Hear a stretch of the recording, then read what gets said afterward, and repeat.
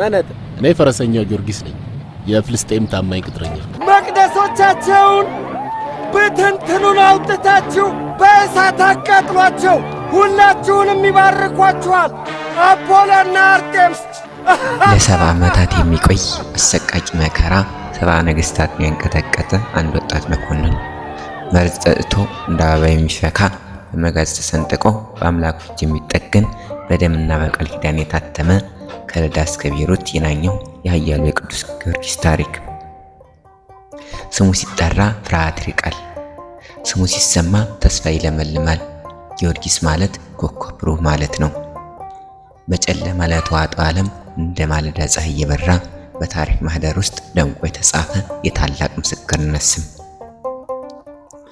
ስለ ፍቅር በመንኮራኩር የተፈጨ፣ ስለ ሃይማኖቱ 70 ነገሥታትን በአደባባይ ያሳፈረውን የሊቀ ሰማዕታትን ታሪክ።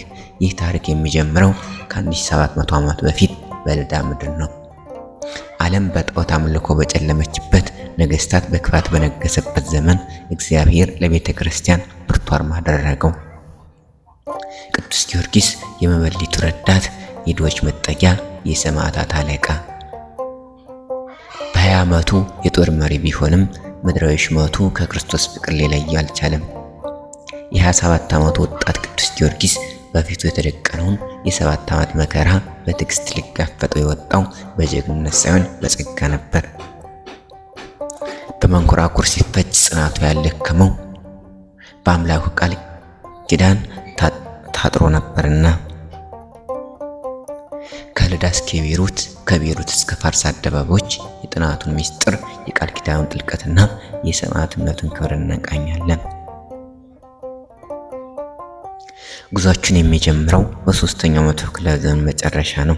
በታሪካዊ ፍልስጤም ምድር ልዩ ስሟ ልዳ በሚባለው ስፍራ። ይህ ቦታ ዝም ብሎ መንደር አልነበረም፣ የጽናትና የጀግንነት ታሪክ የሚጸነስባት የተቀደሰች ምድር እንጂ። ጥር 20 ቀን በ277 ዓመተ ምህረት ዓለም ሌላ የብርሃን ፀሐይን ተቀበለች። የቅዱስ ጊዮርጊስ ወላጆች በምድራዊ ሹመት ከከበሩ በመንፈሳዊ ሕይወት የላቁ ነበሩ። አባቱ አነስጥሲዮስ ከሮም የመጣ መኮንን ሲሆን እናቱ ቴዎስታ ደግሞ ትርጉሟ ቤተ ክርስቲያን ማለት የሆነች ቅድስት እናት ናት። እነዚህ ሁለት ደጋግ ሰዎች ልጃቸውን በቤተ እግዚአብሔር ፍቅር አሳደጉት። ጊዮርጊስ ማለት ኮከብ ብቻ አይደለም፣ ከቅዱስ ዘር የበቀለ ሐረገ ወይን ጭምር እንጂ። ይሁን እንጂ የጊዮርጊስ ሕይወት ገና በጠዋቱ በፈተና ተሞላ። በ10 ዓመቱ አባቱ አነስጥሲዮስን በሞት ተለየ። በዚህ አስቸጋሪ ጊዜ እግዚአብሔር አልተወውም። ሌላ ደግ ክርስቲያናዊ መስፍን እንደ ልጁ አድርጎ ተቀበለው። በዚያም የቤተ ክርስቲያን ትምህርት ከዓለማዊ ጥበብ ጋር አጣምሮ መቅሰም ጀመረ። ለወደፊቱ ሰማያዊ ውትድርናው ምድራዊ ስልጣኑን ይወስድ ዘንድ በቤተ መንግስት ውስጥ ከፍ አለ። ጊዮርጊስ በስራው ብርቱ ነበር።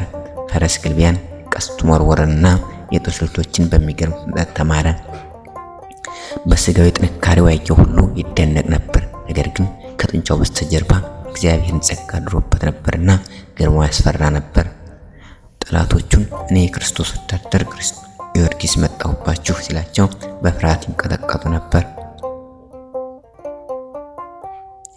20 ዓመት ሲሞላው ጊዮርጊስ በታሪክ ተወዳዳሪ የማይገኝነት ጀግና ወታደርና መኮንን ሆነ። በመላው የሮም ግዛት ስሙ በጀግንነት ይነሳ ጀመር። መስፍኑም ሀብቱንና ንብረቱን ሊያወርሰው ብቸኛ ልጁንም ሊያጋባው አሰበ።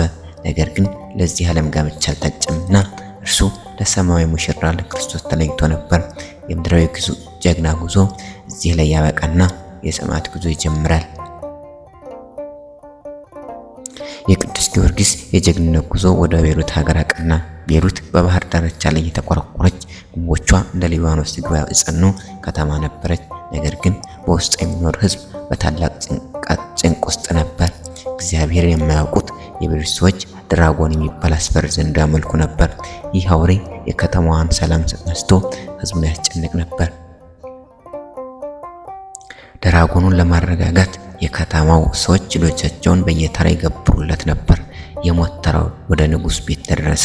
ብቸኛዋና ወይ ንጉሥ ልጅ ብሩክታይት ለድራጎኑ ምግብ ትሆን ዘንድ በጫካ ውስጥ ተጣለች። ተስፋ በቆረጠ ስሜት ሞቷን እየጠበቀች እንባዋን ታፈስ ነበር። በዚያ የጭንቅ ሰዓት ኃያሉ ቅዱስ ጊዮርጊስ በነጭ ፈረስ ላይ ሆኖ ደረሰ። ልጄ ሆይ በዚህ ምን ታደርጊያለሽ ብሎ በጠየቃት ጊዜ በለቅሶ የታጀበውን አሰቃቂ ነገር ነገረችው። ፈጥነሽ ሽሽ፣ አውሬው አሁኑ ይመጣል ብላ ብትማጸነውም ቅዱስ ጊዮርጊስ ግን አልሸሸም። አማልክትን ሁሉ የሚገዛ ሰማይና ምድርን የፈጠረ አምላኬ ያድነኛል አላት። ድንገት ምድር ተናወጠች። ድራጎኑ እንደ ንስር ክንፍ እያራገበ መርዘኛ ትንፋሹን እየረጨ መጣ። ብሩክታይት በፍርሃት ወደቀች። ቅዱስ ጊዮርጊስ ግን የእግዚአብሔርን ኃይል መከታ አድርጎ በሥላሴ ስም በትምህርተ መስቀል አማተበ። የአስፈሪ አውሬ ኃይሉ ተሰበረ፣ መርዙ ጠፋ፣ ጉልበቱም እንደ ውሃ ቀለጠ። ቅዱስ ጊዮርጊስ ዘንዶውን በጦር ወጋው። የሞትና የፍርሃት ምልክት የነበረው አውሬ በድንግልናዋ በጸናው ወጣት እጅ ወደቀ። ቅዱስ ጊዮርጊስ ብሩክታይትን ነፃ ወጣት። ዘንዶውንም አስራ ወደ ከተማ እየጎተተች ገባች። የቤሩት ሕዝብ አምላካቸው የተባለው አውሬ ሲዋረድ ባዩ ጊዜ እጅግ ደነገጡ። ይህ ለእናንተ አምላክ ሊሆን አይችልም አላቸው። የቤሩት ድል የአንድ አውሬ ሞት ብቻ አልነበረም፣ የጨለመው ዘመን ማብቂያ እንጂ። ሕዝቡ ሁሉ በአምላኩ አምነው ተጠመቁ። ከዚያም ለክርስቶስ ክብረ አብያተ ክርስቲያናት ተሰሩ። ቅዱስ ጊዮርጊስ በቤሩት የጀመረው ይህ ገድል ወደፊት ለሚጠበቀው ታላቅ የሰማዕትነት አክሊል መነሻው ነበር። የቤሩቱ ድል ዜና ገና ሳይበርድ ቅዱስ ጊዮርጊስ ወደ ፋርስ ሀገር አመራ። በዚያ ዘመን መላውን ግዛት የሚገዛው ጨካኙ ዱድያኖስ ነበር። ዱድያኖስ የክርስቶስን ስም ለማጥፋት ቆርጦ ተነሳ። ልቡ እንደ ናቡከደነፆር የደነደነ ንጉሥ ነበር። 70 ነገሥታትን ሰብስበው ሰባ የወርቅና የብር ጣዖታትን አቁሞ ሕዝቡ ሁሉ እንዲሰግድ አዋጅ አወጣ። አየር ላይ የዕጣን ጭስና የጣዖት አምልኮ ግርግር ነግሷል። ቅዱስ ጊዮርጊስ ይህንን ክህደት ሲመለከት ቀናኢቱ ተቀሰቀሰ። የመጣበትን ዓላማ ይዞት የነበረውን እጅ መንሻና ምድራዊ ሽመት ወደ ጎን አደረገ። ለድሆች ንብረቱን በትኖ ወደ ከሃዲው ንጉሥ ፊት ቀረበ። እልፍኝ ለሰባ ነገሥታትና ለወታደሮች ተሞልቷል። ቅዱስ ጊዮርጊስ ግን በመሃላቸው ቆሞ እንዲህ አለ፣ እኔ የሰማይና የምድር ፈጣሪ በሆነው በኢየሱስ ክርስቶስ የማምን ክርስቲያን ነኝ። ዱድያኖስ የጊዮርጊስን ማንነትና ጀግንነት ያውቅ ነበር። ስለዚህ መጀመሪያ በቁጣ ሳይሆን በሽንገላ ቀረበው። አንተማ የእኛ ነህ፣ ጀግንነት ይታወቃል፣ ውበት ይማርካል። ስለዚህ ለጣዖቱ ለአጵሎስ ስገድና በ10 አህጉር ላይ ሹም አደርግሃለሁ አለው። ጊዮርጊስ ግን ለምድራዊ ሹመት የሚደለል አልነበረም። ሹመትና ሽልማትህ ላንተ ይሁን፣ እኔ አምላኬን አልክደውም በማለት በንጉሱ ፊት እውነትን መሰከረ። ሽንገላው ሳይሳካ ሲቀር የዱድያኖስ ጭካኔ ተገለጠ። ታማኝ ወታደር በጠላቶቹ እጅ ወደቀ። በእንጨት ላይ ሰቀሉት። ስጋው በመቃጠን ተፈተተ። ረጃጅም ችንካር ያለበትን የብረት ጫማ ጫምተውት እንዲጓዝ አደረጉት። ደሙ በፋርስ አደባባይ ላይ ፈሰሰ። ይህ ግን የመከራው ፍጻሜ ሳይሆን ለ7 ዓመታት የሚቆየውና ሰዋዊ ሕሊና ሊሸከመው የማይችለው አሰቃቂ ስቃይ ጅማሬ ነበር። ቅዱስ ጊዮርጊስ በመከራው ሁሉ አንድ ጸሎት ነበረው። ጌታ ሆይ ይህንን ከሃዲ እስካሳፍረው ድረስ ነፍሴን አትውሰዳት የሚል። እግዚአብሔርም ጸሎቱን ሰማ። በመከራው ሁሉ ጥንካሬን ሰጠው። 3 ጊዜ ቢሞትም ጌታችን በቃሉ መሰረት ከሞት አስነሳው። ዱድያኖስ በገደለው ቁጥር ጊዮርጊስ በአምላኩ ኃይል እየታደሰ ይነሳ ነበር። አሁን ትግሉ በጊዮርጊስና በዱድያኖስ መካከል ብቻ አልነበረም፣ በትዕግስትና በጭካኔ በብርሃንና በጨለማ መካከል እንጂ። የ7 ዓመት ተጋድሎ ገና አሁን ጀመረ። የሰማዕቱ ጽናት የፋርስን መንግስት ሊያናውጥ ተዘጋጅቷል። የዱድያኖስ ቁጣ ወደ እብደት ተለወጠ። ቅዱስ ጊዮርጊስን ሊያሸንፍ ያልቻለው ንጉሥ የሰውን ሕሊና የሚሰቀጥጡ መከራዎችን አፈራረቀበት። በ7 ችንካሮች አስቸንክሮ በእሳት አስተኩሰው አናቱን በመዶሻ አስቀጥቅጦ በሆዱ ላይ የድንጋይ ምሰሶ አስሮ እንዲያንከባልሉት አደረገ። ስጋውንም በመጋዝ አስተልትሎ ጨው ነሰነሰበት። የሰው ልጅ ስጋ ተቆራርጦ መሬት ላይ ወደቀ። ነገር ግን ቅዱስ ጊዮርጊስ ብቻውን አልነበረም። በመንፈቀ ሌሊት የጌቶች ጌታ ተገለጠ። የቆሰለው ስጋውን በእጁ ዳሶ ፈወሰው። ገና 6 ዓመት ለስሜ ትገደላለህ፣ 3 ጊዜ ትሞታለህ፣ በአራተኛውም ታርፋለህ የሚለው መለኮታዊ ቃል አጽናናው። ጊዮርጊስ በነጋታው እንደ ንጋት ፀሐይ ደምቆ በከሃዲው ንጉሥ ፊት ሲቆም ፋርስ በድንጋጤ ተናወጠች። ዱድያኖስ የሚያሸንፍልኝ ቢኖር ወርቅ እሰጣለሁ ብሎ ሲያውጅ አትናሲዮስ የተባለ መሰሪ ጠንቋይ መጣ። ሆድ በጥብጦ አንጀት ቆራርጦ የሚገድል መርዝ ቀሞ ሰጠው። ቅዱስ ጊዮርጊስ ግን ስመ እግዚአብሔርን ጠርቶ ጠጣው። መርዙ እንደማር ጣፈጠው፣ ፊቱም እንደ ጨረቃ ደመቀ። ጠንቋዩም ይህን ታላቅ ኃይል ባየ ጊዜ ማረኝ ብሎ ከእግሩ ስር ወደቀ። በአምላኩም አመነ። ንጉሱም ተስፋ አልቆረጠም። በመንኮራኩር አስፈጭቶ ከትልቅ ጉድጓድ አስጣለው፣ በድንጋይም አሳተመበት። ወታደሮቹ አሁን ሰበቀለት ብለው ሲመለሱ ቅዱስ ጊዮርጊስ ከኋላቸው ተከታትሎ ቆዩኝ ጠብቁኝ አላቸው። ስጋው ያረፈበት ሳርና ቅጠል፣ ድንጋይና እንጨት ሁሉ ጊዮርጊስ ሰማዕቱ ለእግዚአብሔር እያሉ አምላካቸውን አመሰገኑ። መከራው በጨመረ ቁጥር ታምራቱ ይገን ነበር። የደረቁ እንጨቶችን አለመለመ። 430 ዓመት የሆናቸውን ሙታን አስነሳ።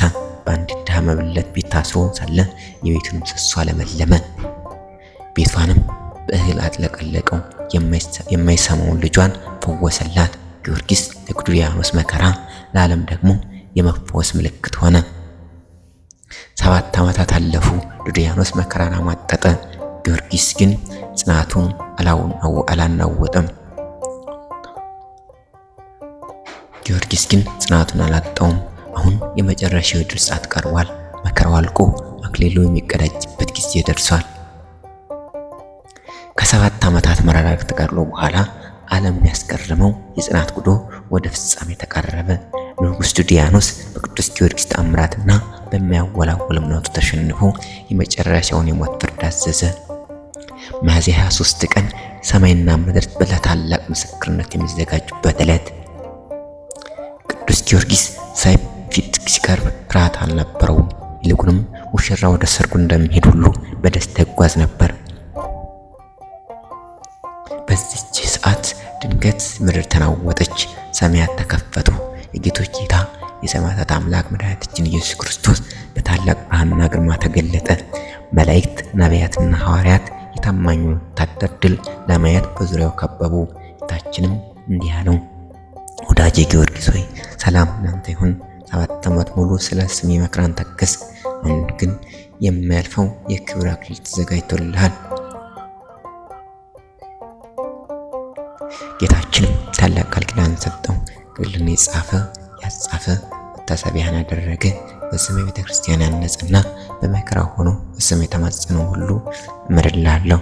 በሥጋው ረድኤትን በነፍሱ ምሕረትን እንዲያገኝ አደርጋለሁ። ይህ ቃል ኪዳን ለጊዮርጊስ ብቻ ሳይሆን ስሙን ለሚጠሩትና አማላጅነቱን ለሚያምኑት ለሰው ልጆች ሁሉ የተሰጠ የተስፋ ቃል ነበር። ከማኅበረ ሰማዕታት መካከል የሚመስልና የሚስተካከል የለም የሚለው ቃል የቅዱስ ጊዮርጊስን የክብር ከፍታ አረጋገጠ። ሰማዕቱ የመጨረሻ ጸሎትን አደረሰ። አምላኬ ሆይ ነፍሴን ተቀበላት፣ ይህችንም ከተማና ሕዝቧን ጠብቅ በማለት አንገቱን ለሰይፍ ሰጠ። በ27 ዓመቱ በወጣትነቱ ወራቱ ምድራዊ የጦር መኮንነቱን በሰማያዊ የብርሃን ወታደርነት ለወጠ።